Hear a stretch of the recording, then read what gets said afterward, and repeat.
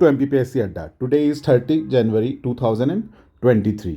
आज की current affairs में हम खेलो इंडिया के बारे में भी देखेंगे और लाडली बहना योजना के बारे में भी पढ़ेंगे। Let's start with the current affairs of the day. The first question is which city is known as sports capital of MP।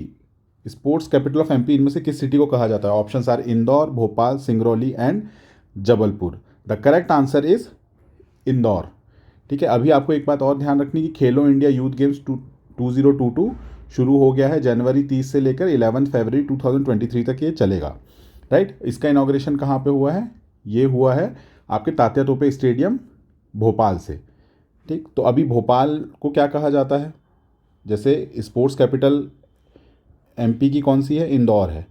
Bhopal को क्या कहा जाता है? अभी मैंने कुछ दिन पहले आपको पढ़ाया था, इंटेलेक्चुअल कैपिटल इसको बोला जाएगा। सिंगरौली को energy capital, this is intellectual capital, this is energy capital. Singrauli is energy capital, Jabalpur is cultural capital of Madhya Pradesh. ठीक है, इसके अलावा अब देखना आपको ये है कि जो खेलो इंडिया है, जो खेलो इंडिया गेम्स है ना 2022, उसमें कितने स्पोर्ट्स हैं? टोटल 27 गेम्स हैं। कितने सिटीज़ में ऑर्गेनाइज किए जाएंगे? 9 सिटीज़ में ऑर्गेनाइज किए जाएंगे। इन 9 सिटीज़ में से 8 सिटीज़ MP के हैं और एक दिल्ली रहेगा जहाँ पे साइकिलिंग होगी। इसके अलावा 3 न्यू गेम्स ऐड किए गए हैं, मैं आपको पहले भी बता चुका हूँ, कायाकिंग, कैनोइंग और फेंसिंग। ठीक, ये तीनों को भी आप याद कर लीजिए। इसके अलावा आपको जो चीज़ें याद रखनी है अभी, क्योंकि स्पोर्ट्स बहुत ज़्यादा न्यूज़ में है, तो कुछ एकेडमीज़ जो इंपॉर्टेंट एकेडमीज़ हैं जो रिसेंटली बनाई गई हैं, जैसे 2013 में आर्चरी एकेडमी।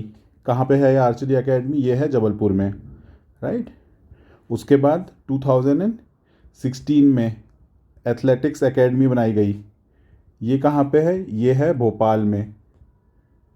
राइट, उसके बाद आप देखेंगे तो 2018 में फिर मलखम क्या है? हमारा स्टेट स्पोर्ट्स है। मलखम जो है उसकी एकेडमी कहाँ पे है? वो उज्जैन में है। इस तरीके से आपको ये एकेडमीज़ और बहुत सारी आएंगी, अभी हम जब स्पोर्ट्स स्पेसिफिक वीडियोस लाएंगे तो उसमें डिस्कस करेंगे। बट हमारा हमेशा ये सोचना रहता है कि जो आप चंक में याद करेंगे, बिट्स एंड पीसेस में थोड़ा थोड़ा याद करेंगे तो वो इजीली याद होता है। जैसे archery academy Jabalpur, athletics academy Bhopal, mallakhamb academy Ujjain. आप आज इतना याद करिए, नेक्स्ट उसमें हम और दूसरे 6-7 याद करेंगे, तो इस तरीके से आपको याद होते जाएंगे। अच्छा, एक चीज़ आप और ध्यान में रखिए, यहाँ पे जो तात्या टोपे स्टेडियम है, कहाँ पे है? वो भोपाल में है तात्या टोपे स्टेडियम, और ये कम्प्लीटली सोलर है।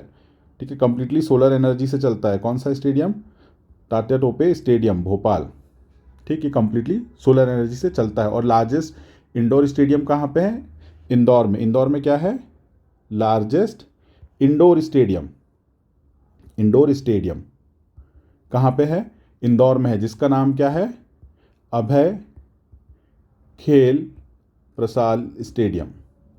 ठीक, ये आप याद रख लीजिए।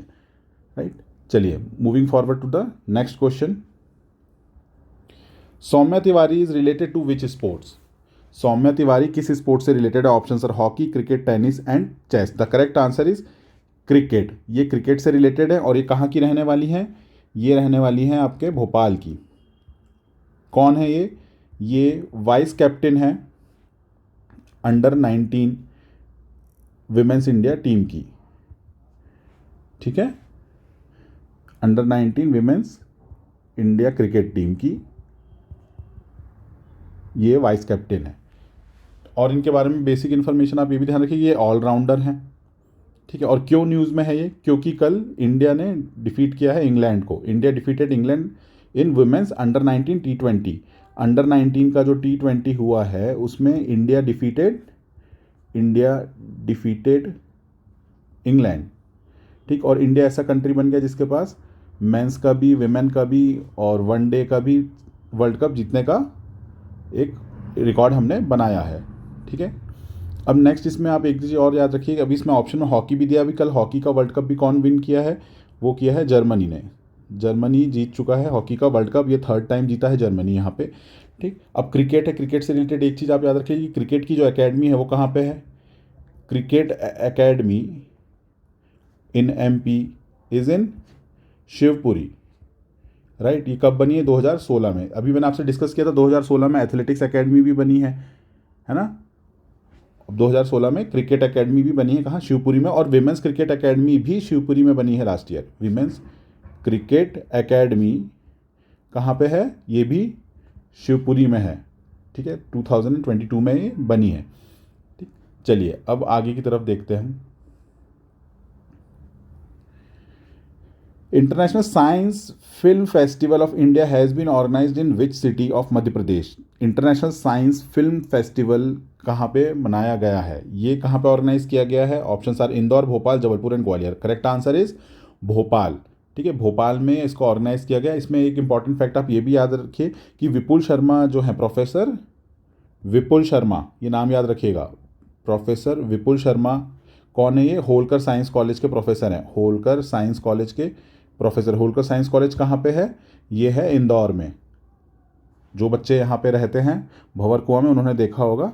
ठीक है, होलकर साइंस कॉलेज जो है इंदौर में लोकेटेड है, वहाँ के प्रोफेसर विपुल शर्मा है। उनकी एक मूवी है, शॉर्ट फिल्म है मूवी, जिसका नाम है स्ट्रगल। ये ध्यान से रखिए, स्ट्रगल फॉर सर्वाइवल। ठीक है, struggle for survival got first place in film. ठीक है, फिल्म की कैटेगरी में फर्स्ट प्लेस मिला है किस मूवी को, स्ट्रगल फॉर सर्वाइवल को। ठीक है, ये जो फिल्म है, ये फिल्म किसने बनाई है, विपुल शर्मा जी, जो कि प्रोफेसर हैं होलकर साइंस कॉलेज के। और ये जो फिल्म है, इसकी अधिकतर शूटिंग कहाँ हुई है, सिरपुर लेक में। ठीक, ये आज की न्यूज़ है। उस न्यूज़ में सिरपुर लेक का भी डिस्कशन किया गया था। सिरपुर लेक कहाँ पे है, इंदौर में है। ठीक, तो अब सिरपुर लेक क्या है, ये एक रामसर साइट है। क्या है ये, रामसर साइट। ये एक वेटलैंड है। ठीक है, रामसर साइट कितनी है एमपी में, अब ये भी क्वेश्चन आ सकता है। तो टोटल 4 साइट्स हैं एमपी में। एक है आपकी सिरपुर लेक, फिर यशवंत सागर लेक, यशवंत सागर लेक, फिर है आपकी साख्य सागर लेक। ये कहाँ पे है, साख्य सागर लेक जो है ये माधव नेशनल पार्क में है। माधव नेशनल पार्क में सिचुएटेड है, जो कि है शिवपुरी में। फिर आपका है लास्ट इज भोजताल। भोजताल जिसको हम बड़ी झील भी बोलते हैं, ये है भोपाल में। ठीक, तो ये चारों के चारों रामसर साइट्स आपको याद रखनी है। ठीक, चलिए आगे देखते हैं।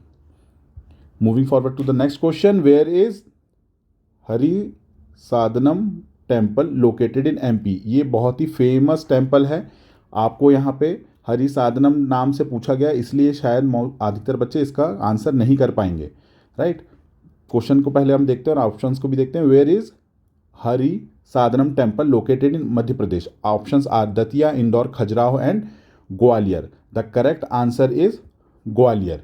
Right, because the Hari Sadanam temple is also known as Saas Bahu temple. अभी आप लोगों को सबको बनता होगा, अभी अगर मैं सास बहू टेम्पल पूछता तो आप सब लोग आंसर इजीली कर पाते। और इसको हम और क्या भी बोलते हैं, इसको हम बोलते हैं सहस्त्र बाहु टेम्पल।